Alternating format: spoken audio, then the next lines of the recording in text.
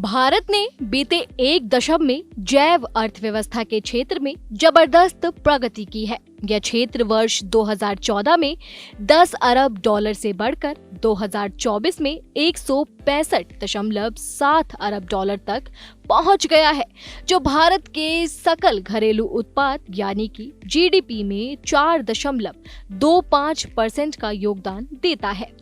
केंद्र सरकार द्वारा बायो ई नीति यानी कि अर्थव्यवस्था, पर्यावरण और रोजगार के लिए जैव प्रौद्योगिकी के रूप में की गई पहल ने इस विकास को मजबूती प्रदान की है।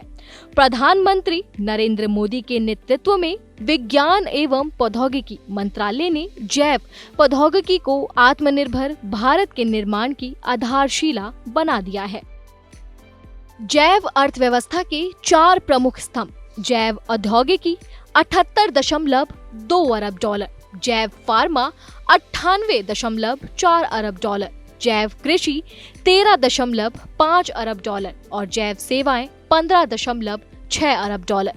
भारत की नवाचार क्षमता, स्थिरता के प्रति प्रतिबद्धता और वैज्ञानिक उत्कृष्टता को दर्शाते हैं।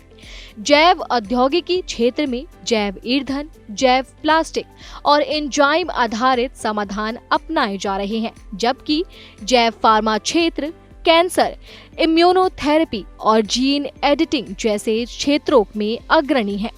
बीटी कपास जैसी सफलताओं ने जैव कृषि क्षेत्र को नई ऊंचाइयां दी हैं। वहीं भारत की जैव सेवाएं अब वैश्विक अनुसंधान केंद्र के रूप में उभर रही है। सरकार की बायो ई नीति ने न केवल जैव विनिर्माण और जैव फाउंड्री नेटवर्क को बढ़ावा दिया है, बल्कि स्टार्टअप्स और युवाओं को भी सशक्त किया है।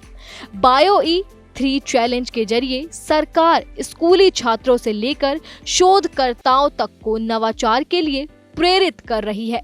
हर महीने टॉप 10 प्रविष्टियों को 1 लाख की पुरस्कार राशि और 100 प्रतिभागियों को 25 लाख तक की वित्तीय सहायता देकर सरकार युवाओं के विचारों को व्यावसायिक समाधानों में बदलने में मदद कर रही है। महाराष्ट्र, कर्नाटक और तेलंगाना जैसे राज्य इस विकास में अग्रणी हैं, जबकि दक्षिण और पश्चिम भारत मिलकर कुल जैव अर्थव्यवस्था का लगभग 76% योगदान देते हैं। सरकार की नीति के तहत देश भर में 21 बायो एनेबल सुविधाएं स्थापित की गई हैं, जो स्टार्टअप्स और एमएसएमई को आधुनिक बुनियादी ढांचा और मार्गदर्शन प्रदान कर रही है।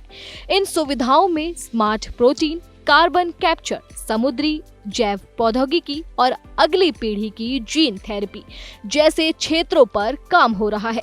सरकार की दूरदर्शी रणनीति के चलते भारत ने वर्ष 2025 तक पेट्रोल में 20% एथेनॉल मिश्रण का लक्ष्य समय से पहले ही प्राप्त कर लिया है, जिससे किसानों को 1.21 लाख करोड़ की आय और 1.44 लाख करोड़ की विदेशी मुद्रा की बचत हुई है।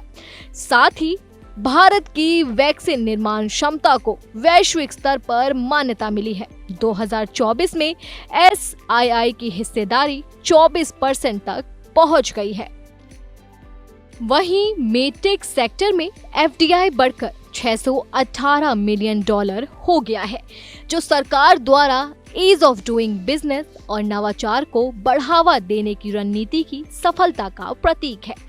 साथ ही भारत में बायोटेक स्टार्टअप्स की संख्या 2025 में 13,000 तक पहुंच गई है, जो 2016 से अब तक की तेजी से बढ़ती नवाचार संस्कृति को दर्शाता है। सरकार की इन सभी पहलों ने यह सुनिश्चित किया है कि जैव अर्थव्यवस्था भारत की हरित विकास, रोजगार सृजन और वैश्विक नेतृत्व की दिशा में महत्वपूर्ण भूमिका निभा रही है।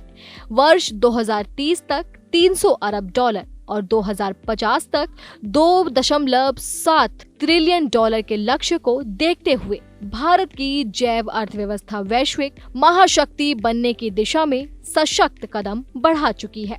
यह भारत सरकार की दूरदर्शी नीति, वैज्ञानिक निवेश और युवाओं को सशक्त करने की प्रतिबद्धता का परिणाम है कि आज भारत जैव अर्थव्यवस्था के क्षेत्र में वैश्विक मंच पर गर्व से खड़ा है।